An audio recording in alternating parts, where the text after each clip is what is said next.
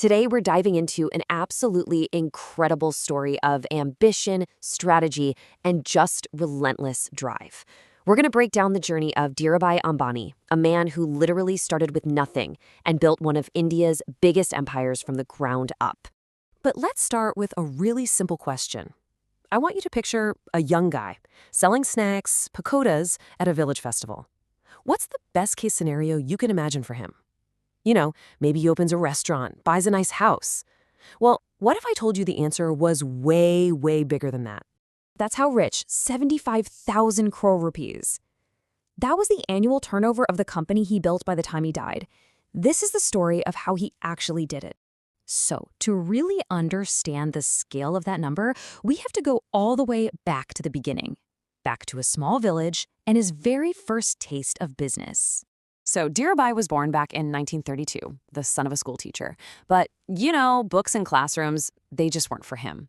As his family started facing some tough financial times, he made a pretty big choice. He dropped out of school to work. And his first business? He cracked open his piggy bank, got a little cart, and started selling those snacks to pilgrims at a local temple. That business spark was there from the very start. Now, that first little venture didn't last, but it definitely taught him a thing or two. He was looking for a bigger opportunity, so he made a move that would change his life forever. He went to Yemen.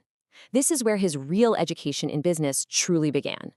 At just 17 years old, he gets a job at a petrol pump, making about 300 rupees a month. But he wasn't just there to pump gas. No, his mind was always working, always thinking of new ways to get customers to spend a little more, which boosted the station's sales. And of course, that kind of work ethic and those clever ideas got him noticed. It wasn't long before he was promoted to manager. Okay, now here's what's really fascinating about this time in his life. After work, he could have just grabbed a cheap cup of tea anywhere, but instead, he'd go to a 5-star hotel and spend 10 times more for a single cup. Why would he do that? Well, because that's where all the rich businessmen hung out, and he just wanted to listen, to learn how they talked about money. Then one day, sitting there, he overhears this little snippet of conversation. Someone mentions, almost as a joke, that the actual silver in the Yemeni rial coins was worth more than the face value of the coin itself. Now, while other people might have just laughed it off, DHIRU BHAI's mind went into overdrive. He started buying up thousands upon thousands of these real coins, melting them down, extracting the pure silver, and then selling it for a huge profit. He did this on such a massive scale that he actually caused a coin shortage in the country. And just as the government started to figure out what was going on, he took his money and headed back to India. So he comes back to India in 1958 with all the profits from his silver scheme, his first real chunk of capital, and he's ready to start a real business. He jumps into the Mumbai textile market, which was, let's be honest, a place completely controlled by these powerful unions that would crush any and all new competition. And this was a war, no doubt about it. The old unions, they ran everything. They fixed the prices high for raw materials and low for finished goods, squeezing out anyone new. DHIRU BHAI knew he couldn't fight them alone, so he went to the other new traders and united them. His idea was simple. Let's bargain together, collectively, to get a fair price for all of us. The old guard, of course, they fought back dirty. They bribed an official to literally lock the doors of the main trading hall. But DHIRU BHAI's response was just brilliant. He got all the traders to take all their goods and just dump them in a massive pile right in front of that official's house. It created this huge public scene. The official panicked, knowing his bosses were on their way, and he had no choice but to unlock the hall immediately. DHIRU BHAI had won. So after years of trading other people's stuff, DHIRU BHAI decided it was time. Time to build something of his own. And this single decision led to the creation of the Vimal brand and, believe it or not, a financial revolution in India. So in 1966, he starts his own mill. Right away, his competitors try to shut him down. They go to all the retailers and threaten them, saying they'd be blacklisted if they dared to stock his new brand, Vimal. But DHIRU BHAI's response was a masterstroke. He went to those same retailers and said, look, take my product. If you lose money on it, I'll cover your loss. If you make a profit, you keep every single bit of it. The quality was so good, Vimal just took off and quickly became the #1 brand in the entire country. All right, so as the company grew, DHIRU BHAI needed more money, more capital. So he turned to something called an IPO, or an initial public offering. Really, it's just a simple process where a private company sells off little pieces of itself, shares, to the public to raise cash.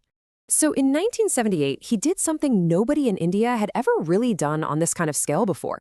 He took his company, Reliance, public. But the way he did it, that's what nobody saw coming.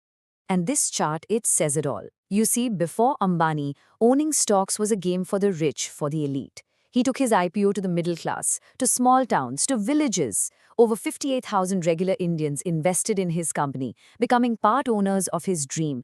He wasn't just building a company, he was building a massive family of shareholders. And the loyalty he created it was legendary. Get this, by 1986, the annual shareholder meeting had gotten so huge, with 30,000 people showing up, that they had to hold it in an open field because there wasn't a single hall in all of Mumbai that could fit them. That's the power of the community he built. Okay, so with the backing of the Indian public, DHIRU Bhai entered this golden era of expansion. He started turning his company into a true global powerhouse. Let's take a look at the final chapter of his story. The pace of growth was just staggering. He moved into polyester fiber, then into oil and gas, the same industry where he started out at a petrol pump. In '92, Reliance became the very first Indian company to raise money from international markets. Then he launched into telecom, and then he built the largest oil refinery complex on the entire planet. So from just a single textile brand, he had built this sprawling, diversified empire that touched almost every part of the Indian economy. From the clothes people wore, to the fuel in their cars, and the phones they used every day. I mean, the contrast between where he started and where he finished is just breathtaking. He started with 15,000 rupees and a tiny 350 square foot room. By the end, he was running a global Fortune 500 company with a turnover of 75,000 crore rupees. Then, on July 6, 2002, after a major stroke, DHIRU Bhai Ambani passed away. He left behind one of the world's great industrial empires, and you could argue, more importantly, he left behind this powerful story that completely changed what Indians believed was possible. And that brings us to our final thought. When you look at this entire journey, from that little snack stall in a village to the streets of Yemen to the boardrooms of the world, what do you think is the single biggest lesson we can all take away from his life?